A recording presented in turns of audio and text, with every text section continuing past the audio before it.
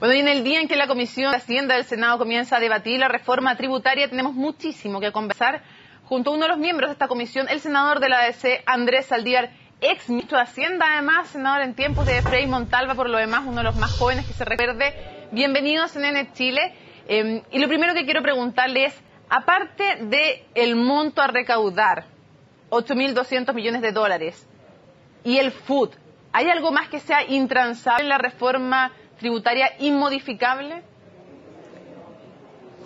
No, personalmente creo que tenemos algunos elementos que son fundamentales. Primero, como se dice por parte tuya, que va a haber una reforma tributaria que tiene por objeto implementar una tributación más equitativa para todos los actores que tienen que participar en la tributación en este país.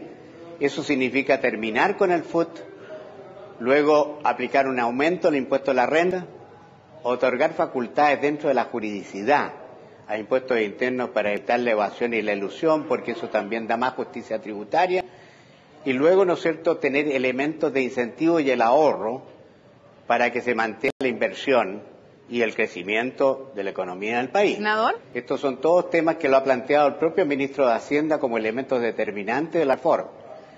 Pero además la reforma tiene otros impuestos que acompañan, digamos, lo que se ha llamado el corazón de la reforma. Y todos esos temas, ¿no es cierto?, creo que son susceptibles de tener perfeccionamiento, y para eso vamos a escuchar a todos los actores.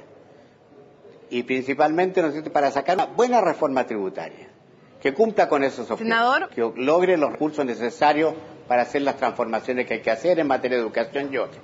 ¿no hay ninguna posibilidad, senador, de no eliminar el FUT para la pequeña y mediana empresa? Se dice que no lo usan mucho, pero si no lo usan mucho, ¿qué impediría no eliminarlo de todas maneras? ¿Hay alguna posibilidad de no eliminarlo para esa pequeña y mediana empresa o eso no está dentro de lo posible de negociar?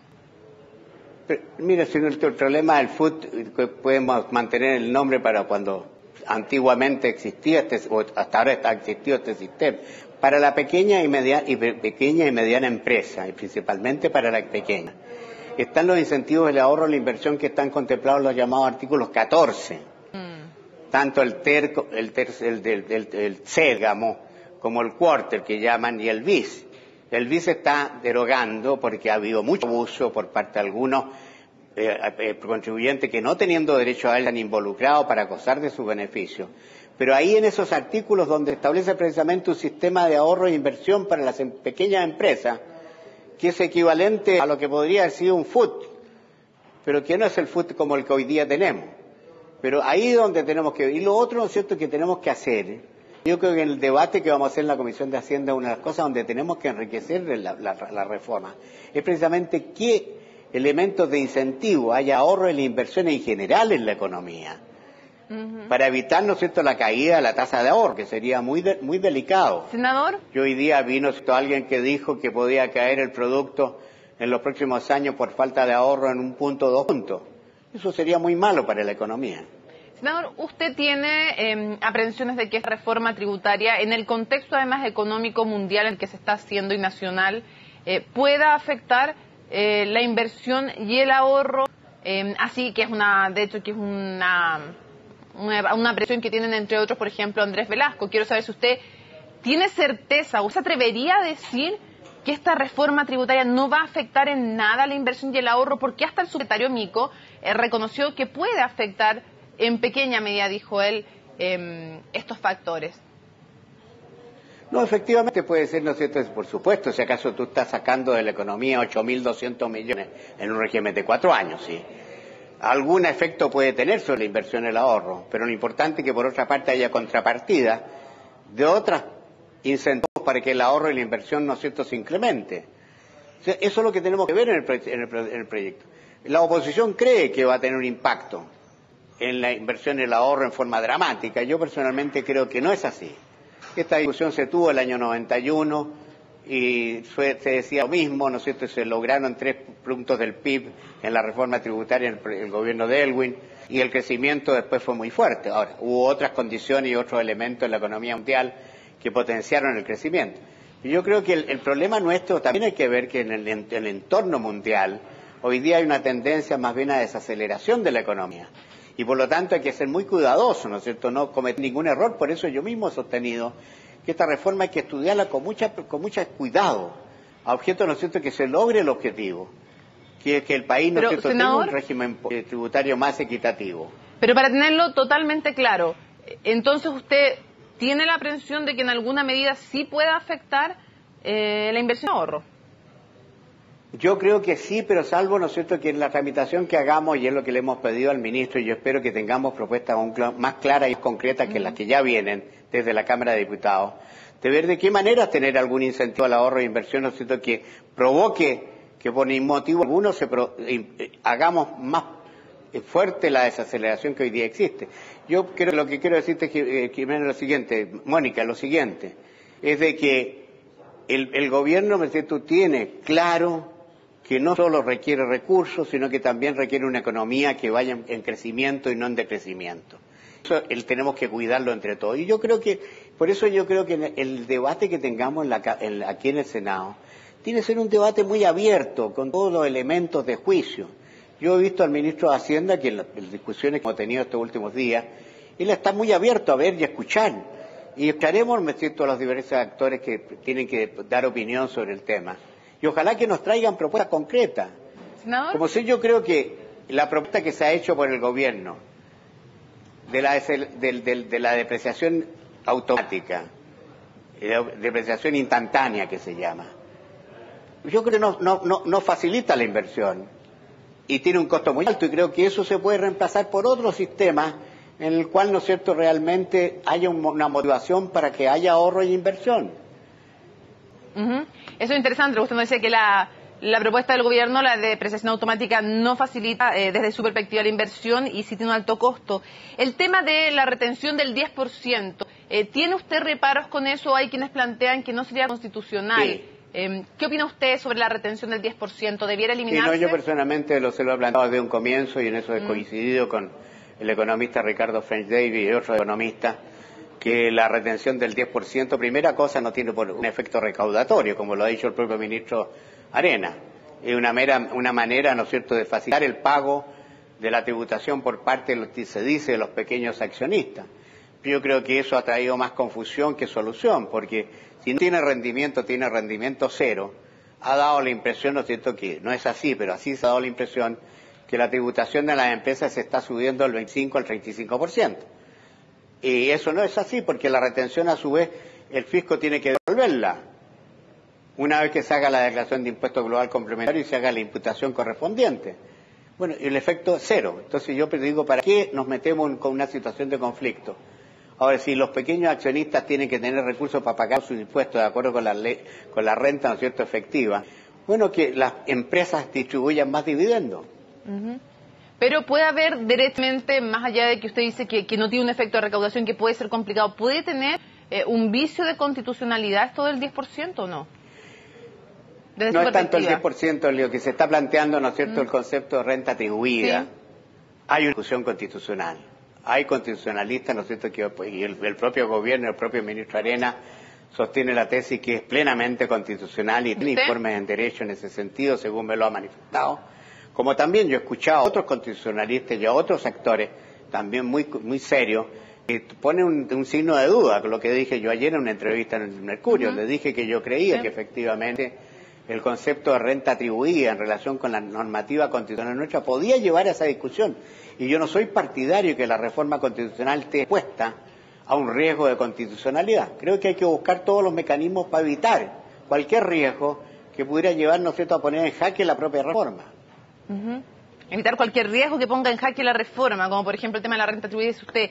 Antes de cambiar otro tema, ¿qué efecto puede tener una reforma tributaria? ¿Qué efecto político también? ¿Y qué efecto para el país? Aprobar una reforma tributaria solo con los votos del pacto Nueva Mayoría y con casi ninguno o muy pocos de la oposición. Mira, yo personalmente creo que toda reforma ojalá que logre el mayor respaldo posible. Es lo que yo dije ayer. Cuando uno tiene una mayoría tiene que hacerlo, ¿no es cierto?, con una mayoría pensante y no solo con el objeto, ¿no es cierto?, de imponer esa mayoría. Y por lo tanto lo que hay que hacer, ¿cierto?, es abrir el debate, escuchar, y cuando uno escucha buenas ideas, estar abierto a recogerlas si las hay. Y si no las hay y uno está convencido de lo que está proponiendo, ¿no es cierto? Lo que hay que hacer y, por supuesto, se vota y se aplica y haga esa mayoría. Pero yo, ojalá, ¿no es cierto? Y espero que no solo los parlamentarios de la nueva mayoría respalden la idea general de legislar, sino que ojalá otros parlamentarios se puedan sumar al mismo sentido.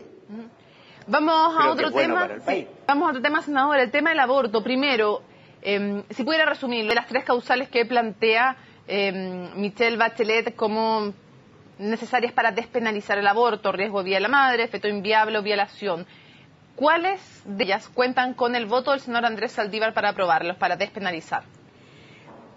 Mira, yo en el Parlamento, cuando fue la discusión en el gobierno anterior, ¿no es cierto?, que se planteó estos proyectos de ley, con varios senadores de la democracia cristiana, dijimos de que en relación, ¿cierto?, con cuando estaba en riesgo la vida de la madre, no tenía por qué sancionarse la existencia de un aborto, puesto que en ese caso era perfectamente legítimo la suspensión del embarazo, si acaso a consecuencia de eso era salvar la vida de la madre.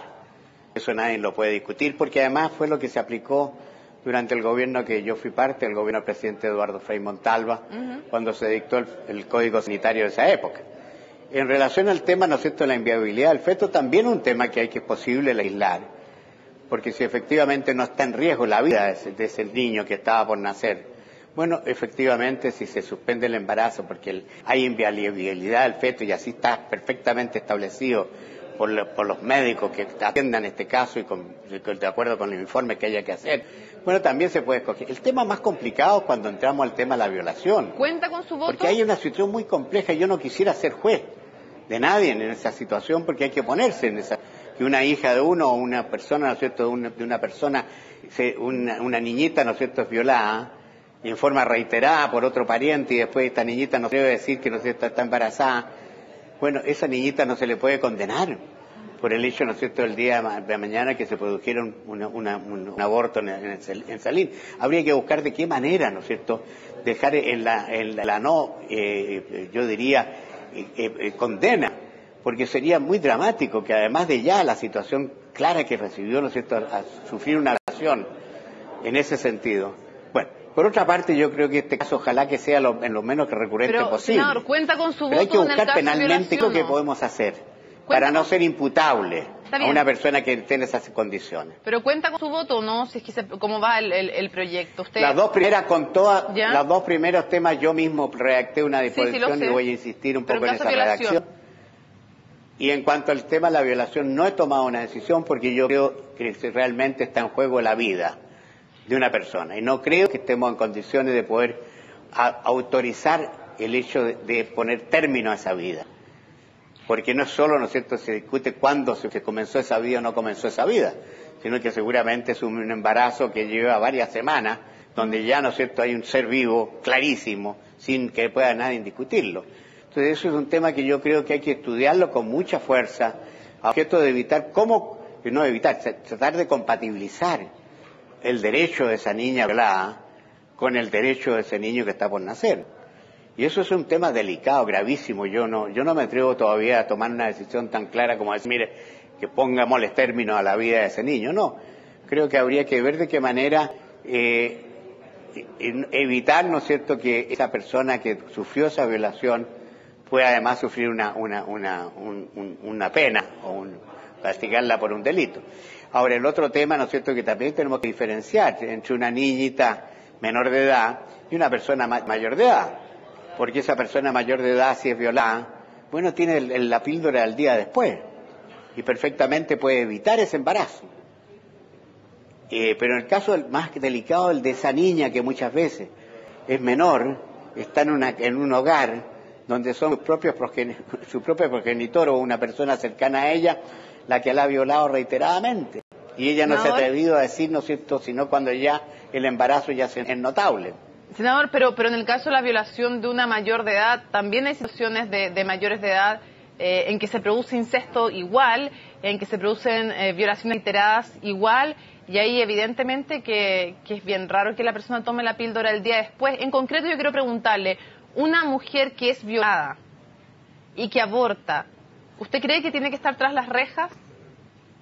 No. Yo personalmente creo que hay que buscar una manera, ¿no es cierto?, de, si bien no dejar de de reconocer que ahí ha habido un delito, porque hay una pena, y perfectamente puede buscarse mecanismos, ¿no es cierto?, para no aplicar una sanción penal. No. Yo personalmente creo que realmente no me atrevería a votar una pena para ese caso. ¿Y debe ser castigada una mujer que es violada y que aborta? Usted dice no con la cárcel, pero ¿debe ser castigada de otra manera? No te entendí bien. ¿Debe ser castigada de alguna manera con alguna pena que no sea la cárcel una mujer que aborta después de ser violada? Más que andar buscando si es que se le condena o no se le condena, ¿no es cierto?, hay que buscar alguna manera, ¿no es cierto?, cómo evitar, yo creo que la pérdida de una vida. Yo te digo, Mónica, te insisto, no me ponga en una situación tan dramática como esa, porque si hoy día me pusiera en esa situación realmente, en una situación de tensión en un sentido o en otro. Es que lo tengo que poner en situaciones porque justamente esas son las situaciones que se están intentando... En la vida de una persona que es vida. Sí, pero eso es lo que se está legislando justamente, por eso lo pongo en esas situaciones. No me lo pongas por el momento, a lo mejor en el próximo semestre, a lo mejor como se dice que vamos a empezar a discutir ese tema, desde aquí a ese tiempo te podremos formar una convicción de qué manera poder dar, y ojalá que nos iluminemos como para dar una buena solución. Senador, los parlamentarios pongamos término a la vida a un niño que está por nacer, o de condenar a una persona, a una niña, ¿no es cierto?, que ha sufrido una violación.